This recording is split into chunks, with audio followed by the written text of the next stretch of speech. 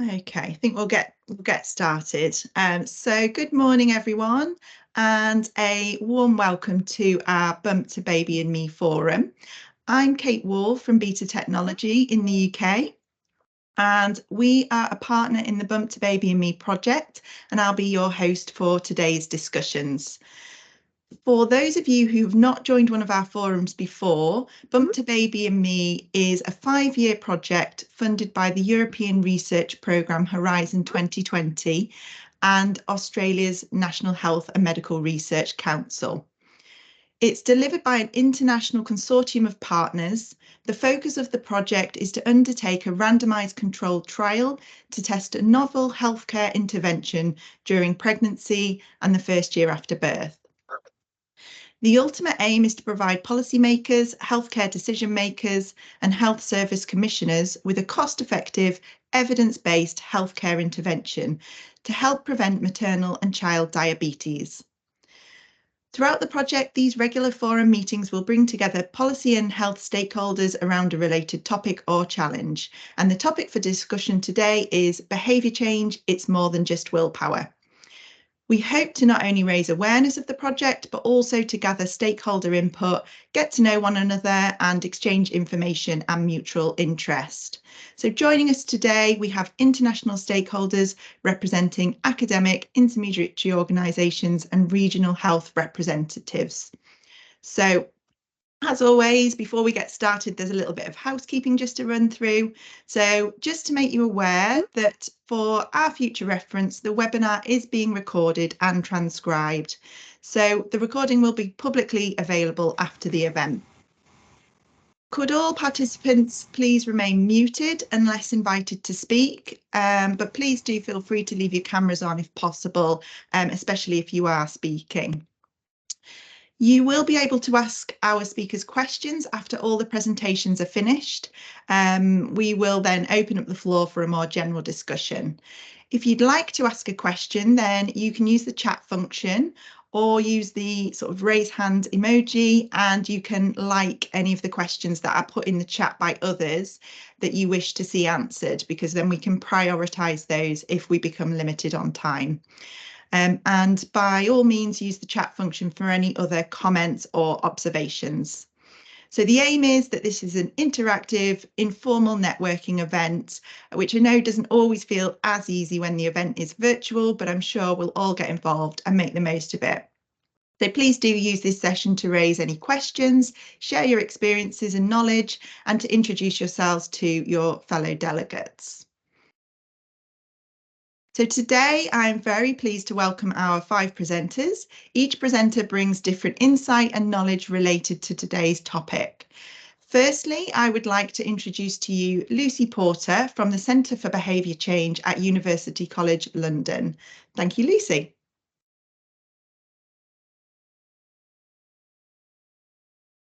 Okay, good morning. Can everybody hear me okay? Fantastic. So yeah, really pleased to be here to speak to you this morning. So thanks very much for the introduction, Kate. Yes, I'm Lucy Porter. I'm a lecturer at the Centre for Behaviour Change at UCL. I also lead the bespoke training consultancy there, and I previously worked as a behavioural scientist at Public Health England and the UK Government's Department of Health and Social Care. And what I'm going to do this morning is talk to you about the science of behaviour change, why it's important, and introduce some overarching principles that we can think about and really reflect on this point that behaviour change is more than just willpower. So first of all, I just want to reflect on why is it that we try and change behaviour? And when we think about all of the greatest challenges that are facing society today, whether that's climate change, health and well-being of populations, global security and social cohesion, at the centre of all of these challenges are people, what people do, what actions they take, how they behave. And if we think about the goals of Bump2Baby and Me, which focuses on reducing gestational diabetes and health outcomes for parents and children, this also relies on behaviour change happening. So perhaps the foods people eat and the diet they eat, the amount of physical activity they get, these are all behaviours that we want to encourage or change. So I think we're all quite familiar on why behaviour change is important, but why would we bother using a scientific approach particularly? And I just wanted to discuss this idea of we are all lay scientists when it comes to behaviour change. Now, what do I mean by that? So all of us are human. We all behave. We're surrounded by other people, and we see them behaving as well. And I think somebody might need to just mute their microphone. Sorry, thank you. So we all have our own theories about what it is that drives other people's behaviour. We might have experience of trying to change other people's behaviour, particularly for those who have children in the family on the call. And all of this rich experience as humans means that we generate our own theories about what it is that drives behaviour. And we might rely on these when we come to developing behaviour change interventions in a more professional or healthcare system context. But if we rely on our own pre-existing ideas, our assumptions, our own lay theories, we can actually miss really important information and opportunities. So what I'm going to talk to you about today is how taking more of a systematic approach can help us to avoid this and help us stand back and look at the bigger picture. So I'm just going to talk to you about 5 principles for behaviour change. And again, really reflecting on this theme of thinking beyond willpower. So the first principle is really about making sure that we keep an open mind. And this really continues on from what I was just talking about, where we might have ideas and assumptions about why somebody or a group is behaving in a certain way, but these can sometimes be incorrect or incomplete. So an example that's quite relevant actually to the goals of Bump2Baby and Me is the social narratives we have surrounding obesity and eating behaviour. We quite often see in newspapers that we talk about this as based on laziness, lack of motivation or willpower, lack of education. But this is a really incomplete view of the problem, and it completely ignores lots of evidence that shows that actually people's environments have a huge role to play in their eating behaviours and their subsequent weight and health outcomes. And if we rely on these incomplete ideas, these incomplete narratives, it can actually lead to us developing interventions that are ineffective because they're not targeting the right drivers of behaviour, or even harmful. So if you consider the case of somebody who might not be able to respond to public health guidance on what counts as a healthy diet, they could be further alienated, perhaps if they don't have the money or the resources to respond to that because it's not been phrased or presented to them in an accessible way. So we really do need to keep an open mind. And the next few principles are going to expand on that. So the second principle is really thinking about who it is that needs to change and which behaviours it is that we need to target in order to achieve the goals that we're trying to achieve. So we're quite used to thinking perhaps of targeting the individuals whose health stands to benefit. But we're all human. We all exist in these really complex social worlds, social networks, and we interact with a variety of other different groups who influence the way we behave and our behaviours and outcomes. So it's really important for us to stand back and look at the bigger picture. And we already do this quite instinctively when it comes to changing children's behaviours or children's health outcomes. We already instinctively think about the groups that surround them, such as families or school staff or healthcare providers. But it's really important that we take this view when we're thinking about anybody, because we all exist in these networks. And sometimes it's not necessarily the most effective approach to directly target that individual when perhaps something could change in the healthcare system, for example, or the way healthcare professionals are interacting with them. So the third principle is, once we've really thought about what behaviour is that needs to change, is we need to stand back and really consider the full range of influences that affect behaviour and behaviour change. Now, this comes back a bit to what I've already talked about, and it really speaks to this idea of looking beyond willpower. So research has shown that a lot of interventions in the past have focused on trying to increase knowledge and motivation when it comes to changing health behaviours. But what we can do in this case is consider the COM-B model, which essentially is a model that synthesizes a huge range of theories of behaviour and boils it down to the basic factors that are needed for a behaviour to happen.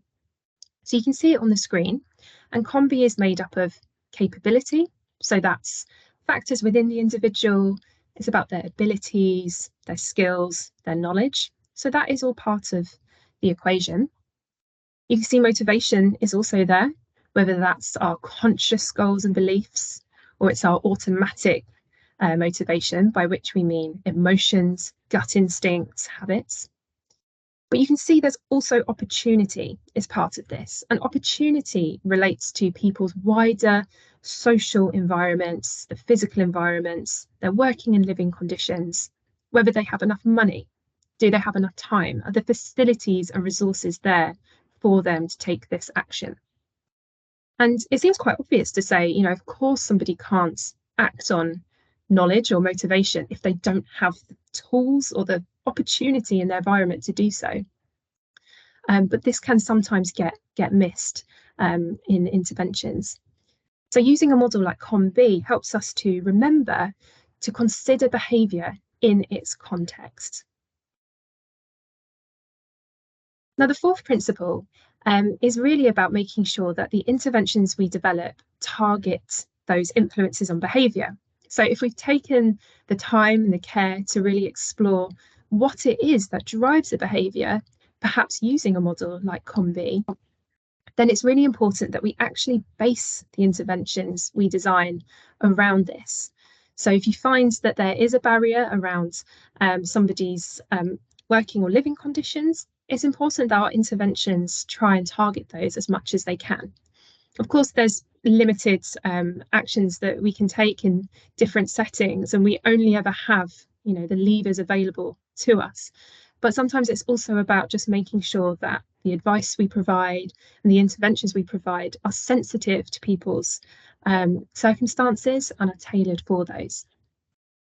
So you can actually use tools to help base your interventions on the barriers and enablers to behaviour, such as the behaviour change wheel tool, which was used as part of the Bump2Baby and Me development.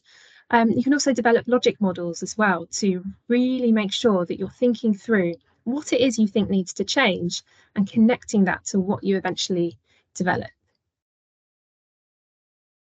And finally, the fifth principle comes to how we evaluate our interventions. And of course, we're always really keen to know, you know, has this had an effect? Has this brought about the behaviour change or the change in our health outcomes that we want to see? And this is so important. But what's equally as important is understanding how these interventions are used. Are they acceptable? Were they delivered in the way we expected? Did people engage with them in the way we expected them to? This can help us identify any changes we might need to make. It can help us understand perhaps where to save money further down the line as well. But also, if we involve our key stakeholders from the beginning, this can really help to keep this perspective in mind throughout intervention development, and also help us plan how we're going to evaluate them. You know, what questions do we need to ask? So that's everything from me. Thank you again for listening. I've included some links to some guides that talk about these processes a little bit more on the screen. And yeah, I'd like to pass back over to the next speaker.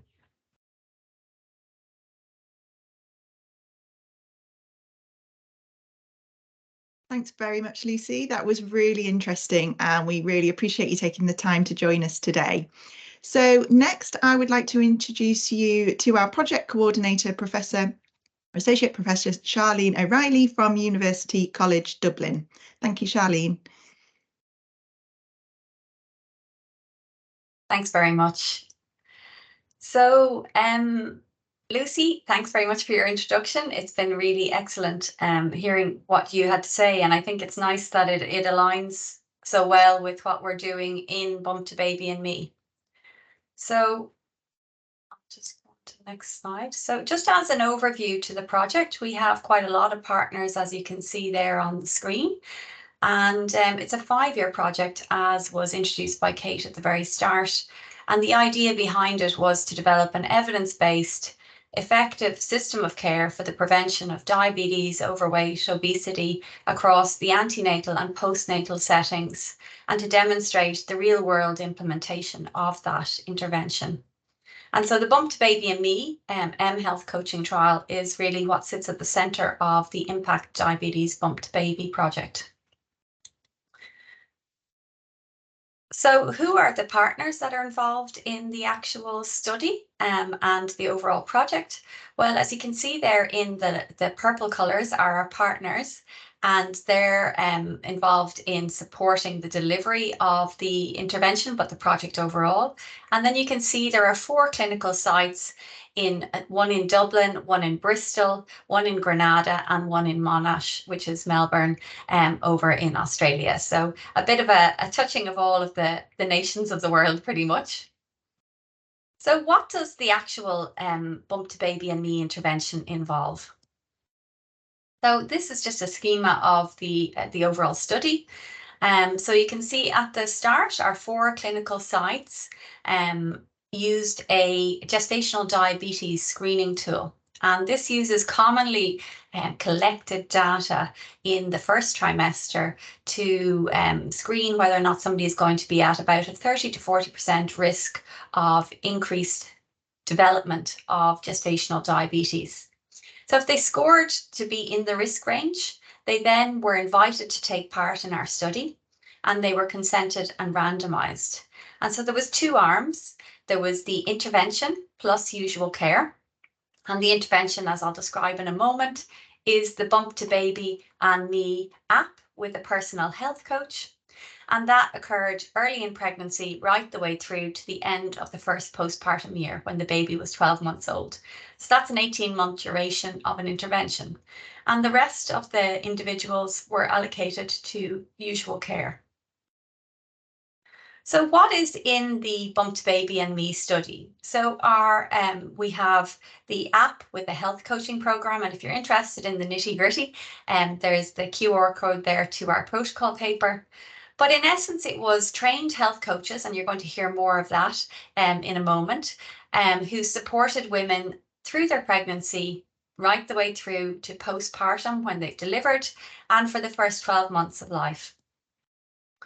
So the health coaches are designed to engage with the woman through the app and to give the woman tailored, personalised support for each woman and her baby.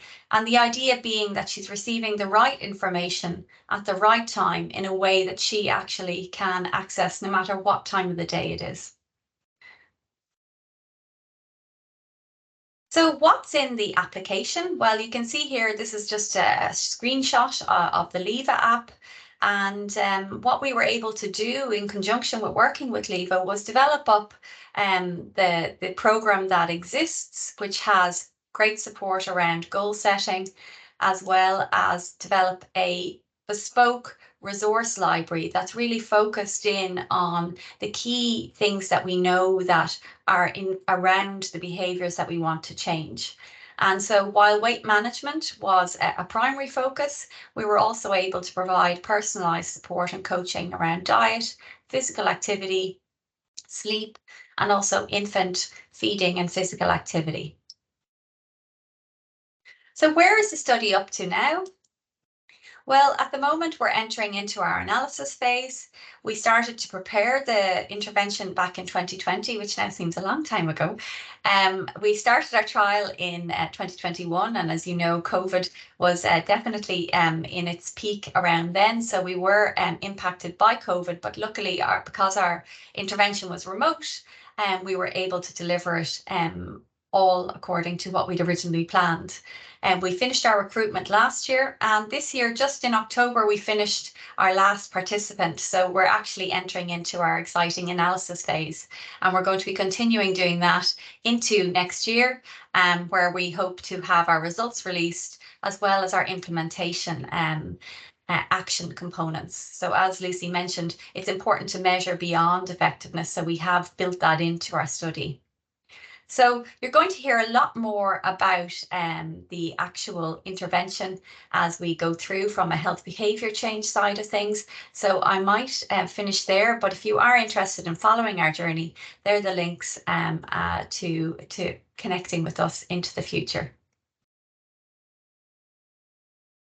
Back to you, Kate. Lovely, thank you, Charlene. Great to hear the latest updates in the project. So next I can introduce Katie Angotti, who is the service manager from Lever Healthcare. Thanks, Katie.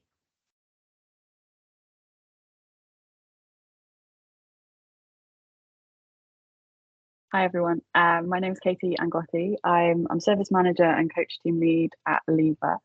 I look after a 90 plus strong team of remote health coaches across the UK, including those who were on the Bump2Baby and Me project. And actually I started as one of the Bump2Baby coaches on the UK Bristol arm of the trial. My background is as a public health nutritionist for maternal and children's health, and I'm going to share a little bit about how we integrate those behaviour change science and theories into our digital health coaching. So our health coaching model at Lever is very much rooted within very established theories of health psychology, and the coaching skills that we identify as being most important for behaviour change in our approach are based on these theories. We code our health coaching in a way that allows us to be really consistent and robust across our entire delivery team for our coaches, in whichever country they are from and whichever specialism or background they have. We have a variety of different backgrounds across our coaching team.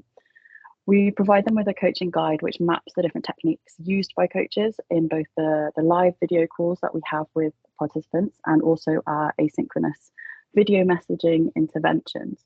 And this includes things around behaviour change technique taxonomy, specific motivational interviewing technique taxonomy, and motivational behaviour change technique taxonomy. I am not going to talk you through each and every one of those because they're really, really long.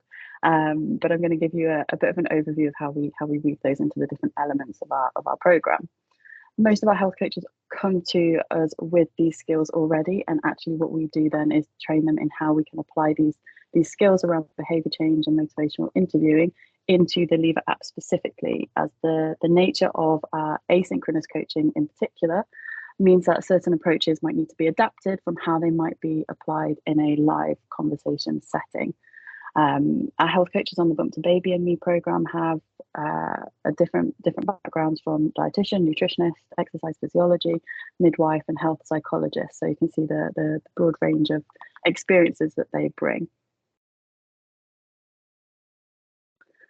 So thinking about the behaviour change theories that we use, the three main theories that we kind of build on and use in our coaching are social cognitive theory, self-determination theory, and the trans-theoretical model of change. I will talk through some specific examples of what these look like rather than going into detail about the theories themselves, but I'm sure many of you are already familiar with them.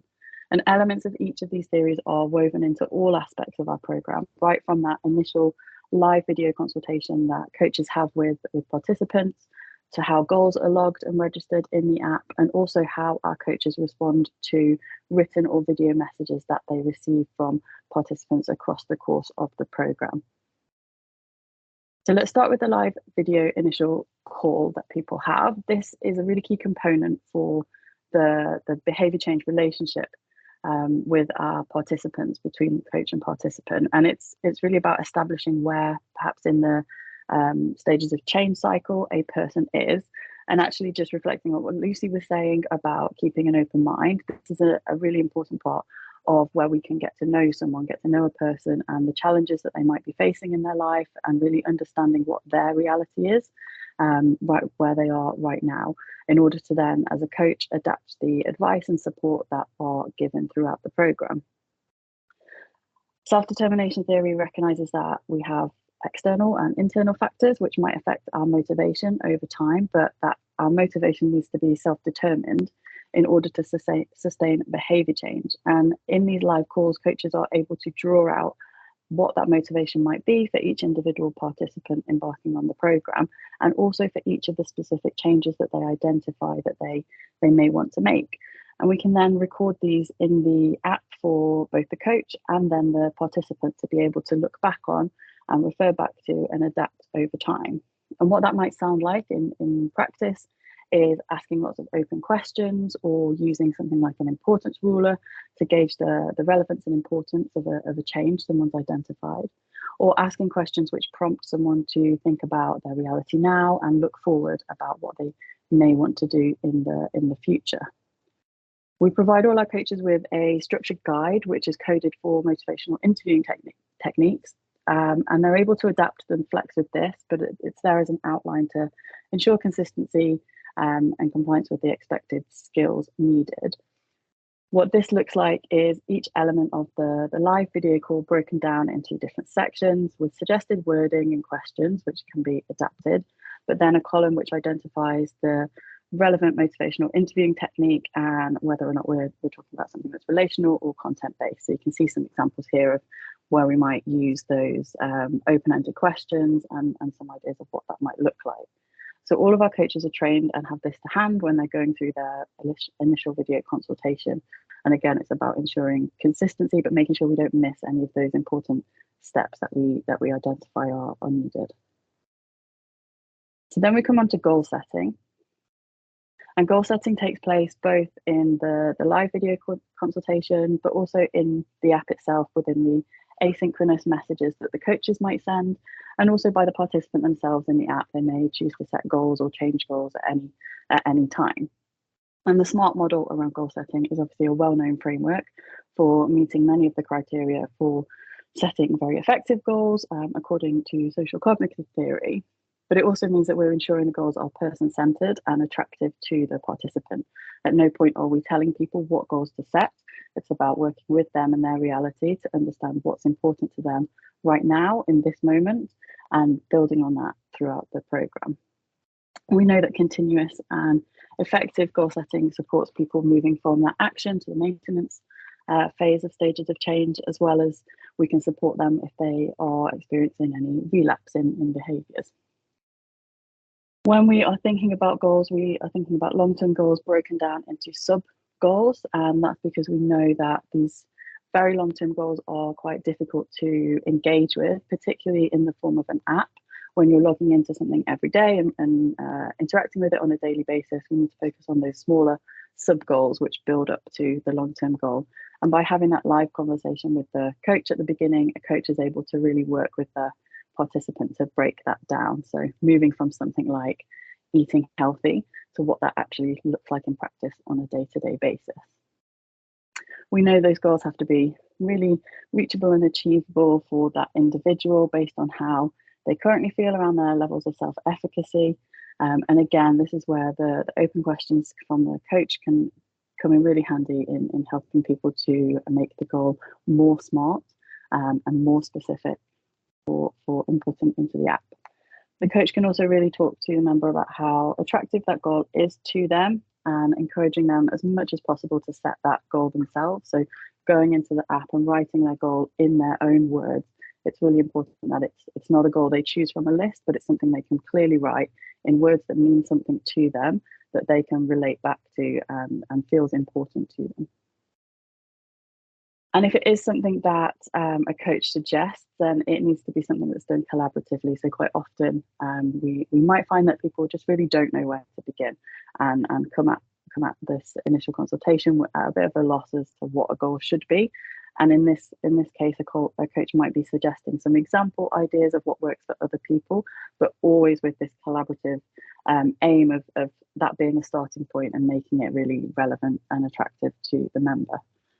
So some examples of what this might look like in the app. We have lots of different options for goals around diet, exercise, mood, pain, steps, etc. And it's really looking at what the member finds important.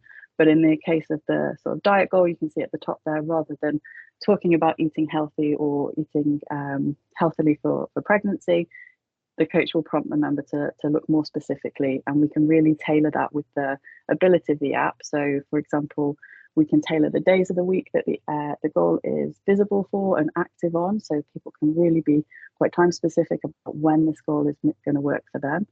And then when we think about exercise, we can be really specific in terms of minutes across the course of a week that someone might want to look at. And really interestingly, we found on Bump2Baby in particular that a lot of participants had goals relating to their mental and emotional health that were very high on the importance scale for them.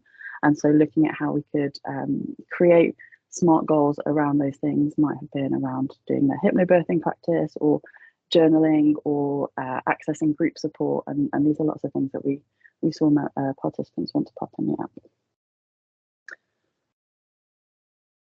So this is what this looks like when, as a coach, we are coming in to see how our participants are getting on with the goals that they set. We might see on a screen that they have logged some progress against these goals, be that diet or exercise. And we might also see that they have sent a message or sent some comments and reflected on how that goal went for them. So whether they achieved their exercise goal, how they felt about that, whether they had any struggles with any of their goals, or just some photos or videos of what that goal looked like in reality. We really encourage people to send this, as obviously it gives us that real-time feedback about how it's going and really allows the coach to understand the changing reality, which is especially true for people who are pregnant and their health obviously differs across the course of their pregnancy. When logging the goals, people are asked often to check yes or no, did they achieve it? And as I said, to provide some comments or some context about what happened. And then when it comes to responding to these goals as a coach, when the coach checks in with the member every single week, we provide a coded framework of how to respond to certain elements of messages. Again, our coaches are highly trained already in these coaching skills, but by providing that coded framework, we give people that structure and consistency across their different backgrounds. So it might look different if we have a participant who's really highly engaged and is logging and achieving their goals on a regular basis, compared to somebody who is perhaps not engaged so much or who is really struggling with their goals. And by providing the coaches then with a coded framework of how to respond, we ensure that we're using those behaviour change techniques to respond appropriately, depending on what stage the member is at. A great tool that we have and use to support participants' autonomy in managing any barriers that they come across on their behaviour change journey, as well as really making sure that they're placed right at the centre of what we're looking at, is the GROW model, which we encourage our coaches to use and provide in our handbook as well. So the GROW model is looking at the goal, reality, options, and will. When it comes to talking about a behaviour change, and the kind of the framework and the questioning that this provides allows coaches to really guide participants in developing their own conclusions about what's happening now and what they might want to do next. So in this example of a coach responding to that member's goal progress, they might talk about what the goal is right now and ask the member to reflect on the goal and the current reality. The coach will also use all of those different responses that the person's provided in the app around their message, their feedback, their goal logging, to give a reflection back to that person on what the current reality is as they see it, based on the evidence that they've seen, and ask them again to reflect on that and let them know if that is what's happening right now. So, for example, the member saying that they were feeling really rough in the morning and they weren't able to achieve their goals as a result of how they were feeling. The coach will then talk about different options. And again, it's thinking about not being prescriptive in these options, but offering the participants some different options of what to do next, and really asking them to see what has already worked well, what they might want to do differently, what they already know, where the coach can provide the most assistance. So structuring that thinking process and really using those motivational interviewing skills to kind of check in with what that member wants to do. And then finishing off with what do they want to do next, really making sure that it's not a prescriptive, I think you should do this next, but asking, does this feel like something you want to do? What could be your next step? How do you want to progress with this? And trying again to really understand what is most realistic to that person in that moment based on how they're progressing, how they're feeling. And always remembering that we, as coaches, only have a snapshot of that person's reality. We only have what they share, and people do share a lot and can be very honest and open, but we only have a very small snapshot of what is going on right now. So it's always about reflecting back and asking lots of questions to help that person identify what they do want to do next.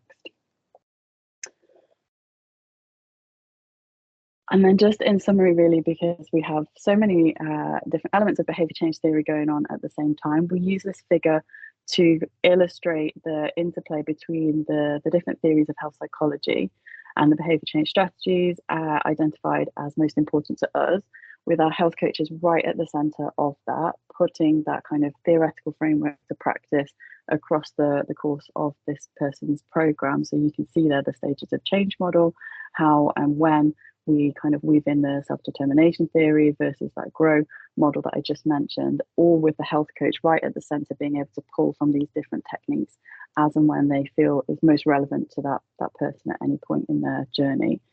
And critical to us is this handbook that we provide our coaches with, to be able to draw from this, so they're not kind of left sat thinking on their own with this information, trying to put it into practice. And it should feel really seamless to both the coach and the participant, that they're moving through this cycle and that these theories are being applied to them. And that's the real skill that we have in the health coaches that we have in our company. So I'm going to hand over to Katie Henry, who is one of our other health coaches, to share some specific examples of what this actually feels like and looks like to do as a health coach day to day.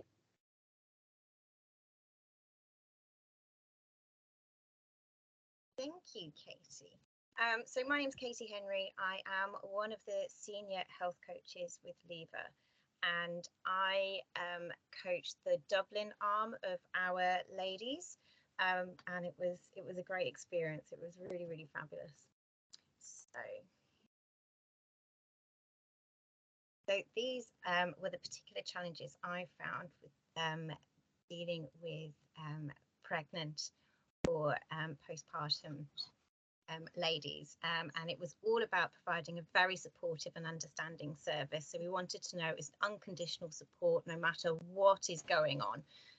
So they felt it was a nice space, a safe space for them to be able to come and talk to us. Pregnancy and new baby specific challenges, obviously it's a very vulnerable time for these ladies, so it was really important that they knew they were being seen and heard as individuals and their own specific problems, but then it was quite useful to be able to ensure that they knew that they weren't alone. There was others going through similar things, so it was a delicate balance between the two. And then obviously responding appropriately to them, so you were empathetic and very understanding of what they were going through at that particular time. And then also just really being aware of when to escalate. So if they were coming to you, where to pinpoint them to evidence-based information, when to suggest they went to speak to their public health nurse or their GP, for example, and then when to discuss it further with other people if there were further concerns. So I have two examples for you. This is one of my lovely ladies, and she was engaged in the program throughout the whole time we were together, a good 18 months. And this was all about finding motivation to get going with a little bit of exercise. So she was very established with walking. She had a lovely routine with that. That was going exceptionally well. But she was really keen to get moving forward with Pilates style stretches, as this is what had been recommended to her to move forwards. But she was finding it very difficult to find the time, the motivation, and to find that space to get it going. So this was my response. I had a good chat. This was obviously the text that I sent her. I said, there's plenty we can think about from this perspective. So it was working out what it would specifically mean to her, how it would make her feel, see if we could bring in those motivations from that perspective. Consider when she could fit it into her day and be quite intentional from that perspective. So carving out that protective time, if at all possible. aiming to make it a little bit more attractive, so hooking it onto something that she would find enjoyable or have something to look forward to once she'd completed it, for example. And then, oh yeah, taking away barriers, so making it as easy as possible, her equipment very readily and not hidden away, so to speak. And then again, I took away the barrier of time and suggested she took away, broke it down into more manageable chunks rather than trying to find 30 minutes all at once, as we know can be very difficult at the best of times, let alone when you've got a small little one at home. So it was a lovely text. I sent it over to her and I also would have sent her a video message, but I couldn't include this in the presentation because it would have included names and things like that. And moving forward, she's still struggling a little bit to find that motivation when she was tired and grumpy. So I sent back to her is to pare it back and make it less onerous effectively. So I suggested she did it in very small moments and considered every moment counts and it would add up. So that was what we were discussing. The outcome was with this lady was she joined an in-person class, and for her that worked a treat because she actually made specific time in her diary to do the exercise, and that worked really well. She did that for quite a number of terms. In fact, I think she continued that right until the end. Then my second lady, again, it was around motivation. So she was saying she was all well, but she was very demotivated due to possibly lack of sleep, the time of year, thinking about having to go back to work, doing interviews, and she was feeling the need to really get moving forward, but was finding it difficult to do so, although she had booked 2 yoga retreats to look forward to. So my response to this lady, now we had an awful lot of video messages. She was very engaged and she used to send me a video message. So I would have talked quite a lot in the video message with this lady, but it was all very overwhelming. There was an awful lot going on, and knowing this lady, she was very motivated at the best of times and she had very, very good practices in putting things into place. It was just a moment of overwhelm. And that's what I tried to convey to her, that perhaps it's not the fact that the motivation is dipped, that she had an awful lot to consider. And it was very short and sweet text because I didn't think she needed an awful lot off the back of that one. Now, the outcome of this lady was she worked out what she was doing with her job moving forward, and once that decision had been considered, the overwhelm went away and she was able to move forward with everything again. Anyway, so that was everything from me. Thanks very much.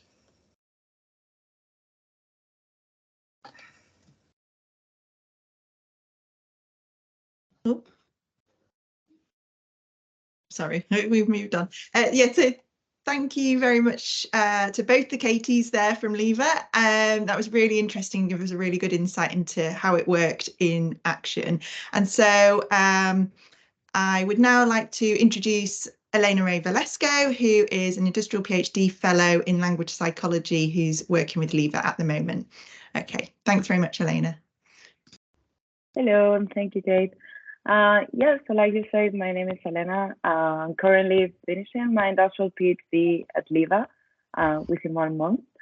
And while I have a background in human nutrition, I've been, for the past years, mainly studying the written communication between the Bump2Baby participants and the health coaches.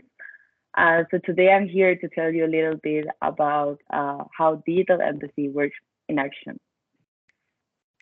And okay, now it works. So I wanted to start just by quickly describing what empathy is. As you might know, it's an emotional connection that we establish with someone else when we are acknowledging their feelings and perspectives. Now, when we're talking about behavior change, this happens when health coaches are deeply understanding the patient perspectives, their emotions, and their challenges. And there's different ways to show empathy when you're coaching a patient. But the reason that you do it is that there's so many benefits for the person, and it's not only about the behavior change. It's also about the relationship that the coaches are building with them, because this is going to allow them to ease their behavior change journey. It's going to allow them to personalize the intervention for them, and overall, it's going to improve the whole experience. So what I've been asking myself over the past 3 years was whether we can measure empathy or not, and and I decided to focus on this approach called empathy appraisal that I came across, because first of all, because it looked at the conversation from two perspectives. So first of all, it looked at the patient messages and then the coach messages, because obviously we're assessing how empathetic the coach is. So when we're looking at patient messages, there's something called empathy opportunities, which is any statement that the coach can show empathy towards. And here's an example. All my examples are from Bump2Baby and some studies I've done in my PhD, by the way. And here we have a person who is lacking the motivation to go for a walk, just like Katie was telling us. This is very common in our participants.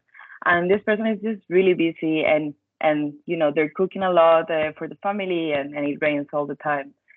So here we have expressions of mainly feelings. And the reason why I wrote implicit and explicit is because when I've been classifying these empathy opportunities, the person can either tell us directly that they're stressed, or they might just narrate the situations that are making them stressed or frustrated, like it could be in this case.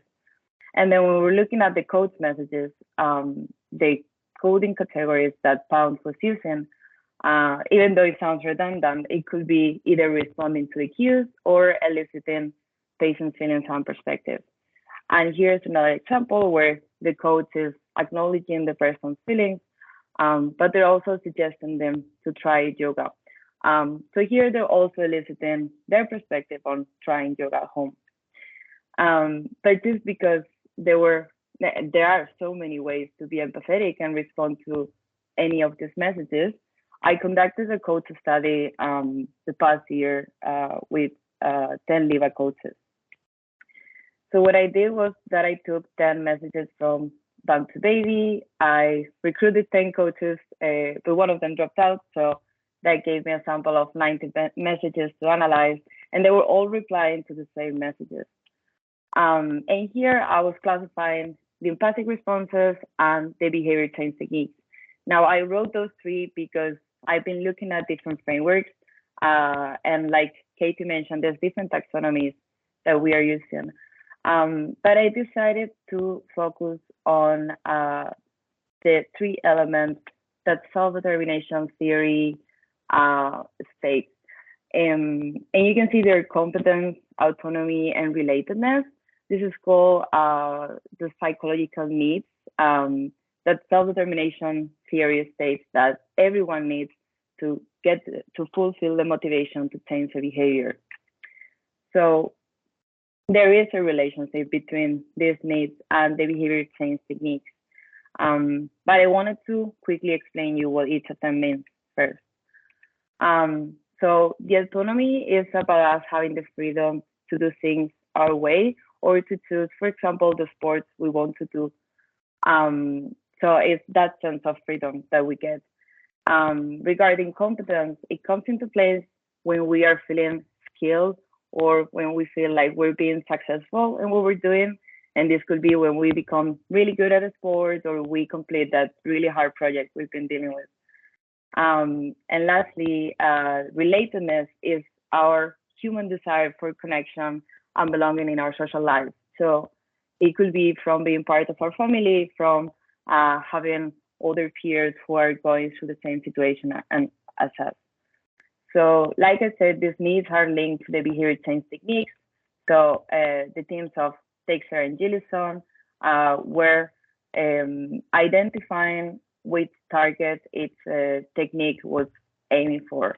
So for example, when you're persuading an individual about their capability to do something, they're actually fostering their competence to find the motivation to change their behavior. So yeah, this was my focus. And obviously my results were that one size does not fit all. Coaches were using either an empathic response, they might be using a technique. But something really important that I realized is that most of the time they were targeting the same psychological needs. And I'm gonna show you some examples of how I group my messages when I analyze them.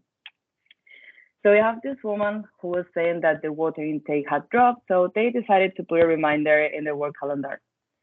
Now, the first group that I got was this one.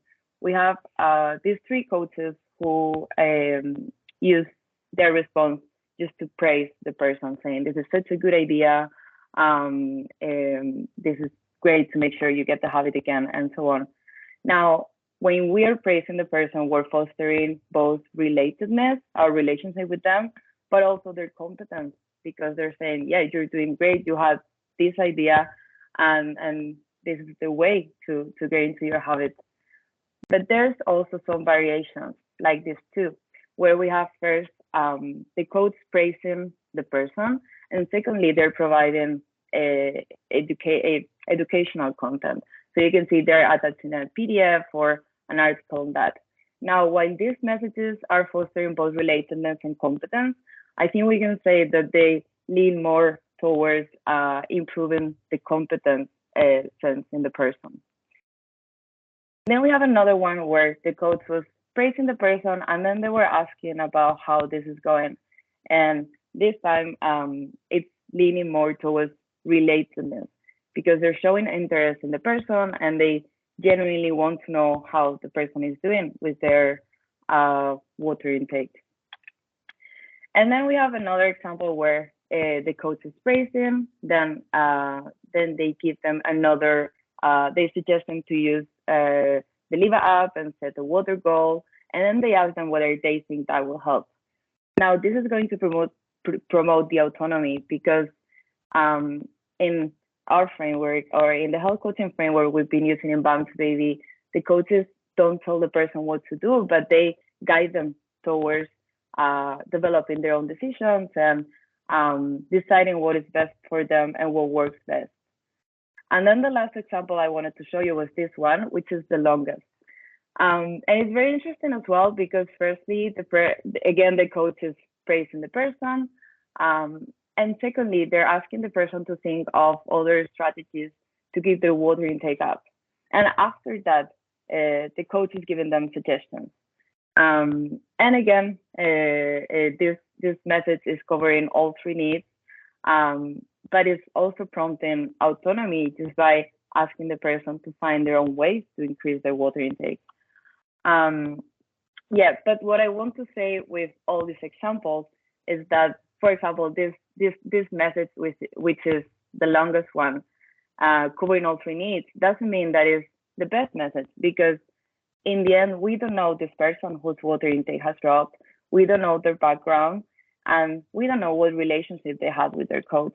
So it's not black or white, and it's not always about covering these needs. It's about knowing which needs they need to target in the person. Yeah, and this slide is just to say, yeah, that it's about the coach, it's about the needs, it's about different factors that influence our behaviors. And yeah, and just like the previous presenter said, there's even other frameworks. We need to think of whether there's opportunity for the person to change. And yeah, there's just so many things involved that I think my findings are a very small piece of what we can get to know about behavior change. Yeah, and just to finish with this, some research perspectives that I see of my work are to use bigger samples because 90 messages are not enough to generalize. Using a deeper study of the language, I didn't mention that, but I've also been working with linguistics, and it's really interesting field. Thirdly, we need to relate these findings with the outcomes and goals from the patients, and then to be able to say what really works for them.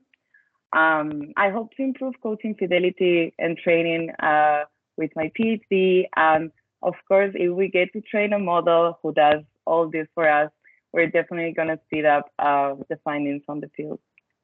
And that's it for me. Thank you. Brilliant. Thank you, Elena. And thank you once again to all the speakers for sharing your knowledge and information this morning. It's been really interesting. We've only got a few minutes left, but I would like to open up the floor for any questions that you'd like to put to our speakers. I'll just stop sharing for a moment. And see if we've got any. There's no questions in the chat. Has anybody got a question that they'd like to ask?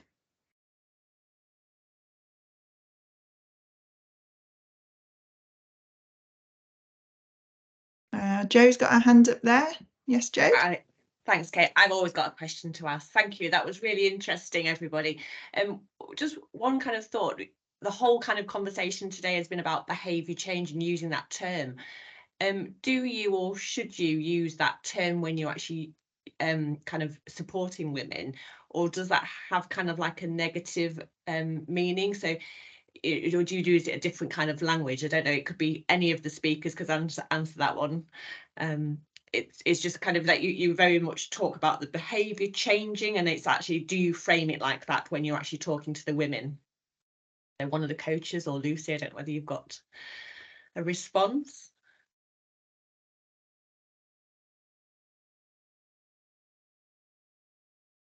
Yeah, I don't mind reflecting on that.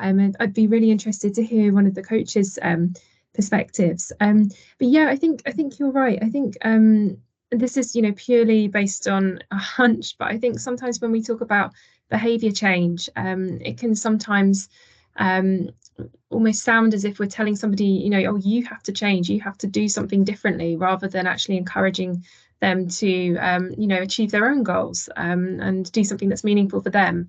And behaviour change as a term as well is very, very broad, and it's going to mean very different things for different people. So I would imagine that, you know, having that specificity, making it relevant and meaningful to the person you're speaking to is the most important thing. But yes, I'm not a health coach, so I'd be keen to know how that aligns with their experience. I think to add exactly that, it's that often we talk about goals, as that's a language that most people are familiar with, or we might talk just more generally about how do you want to eat, how do you want to feel, what do you want to do, and what do you want to kind of have achieved by the end of your pregnancy.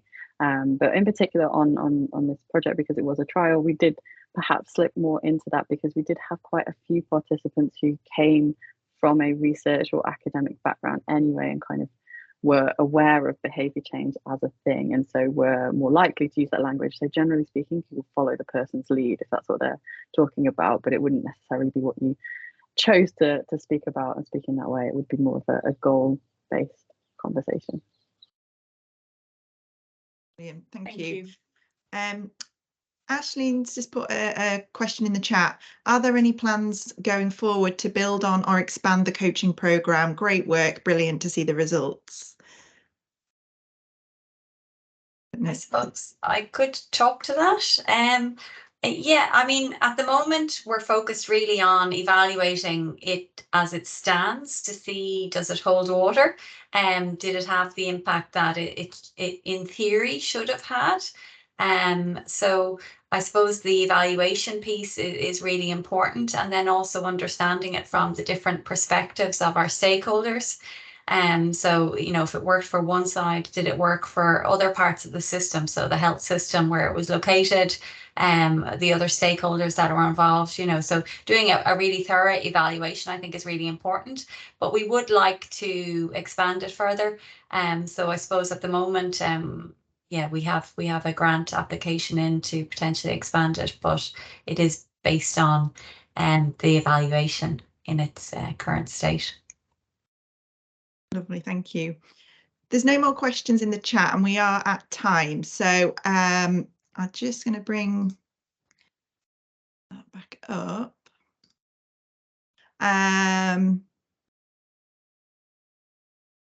Okay, so thanks for the questions that you've given. If people do have any pressing questions, I'm sure our presenters would be happy for you to get in touch with them afterwards and answer those. But for now, I'd just like to make a few concluding remarks. Going forward, we would very much like for you all to keep in touch with the Bump2Baby and Me project, and you can do this by firstly completing our event feedback form. So on the screen you can see a QR link there, and if Claire or Stephen could just put the link in the chat as well if people prefer that as an option. We'd really appreciate your feedback. This will help us to shape future events to make sure that they are of value to you. And on that note, please do attend our next forum, which is going to take place in spring 2024. We'll let you know the exact date very soon. And the topic of discussion will be something around the initial project results and implementation of the study. And just to mention, we will also be running some workshops in the autumn of next year, which will be on the final project results and again, implementation of the intervention. So we'll communicate details of these, but stay in touch with us if that's something of interest to you. You can also follow us on Twitter or LinkedIn, and you can sign up for project updates and policy related developments via our website. So finally, I'd like to say a big thank you to all of our speakers and participants, and we look forward to our next Bump2Baby and Me event forum. And please enjoy the rest of your day. Thanks very much.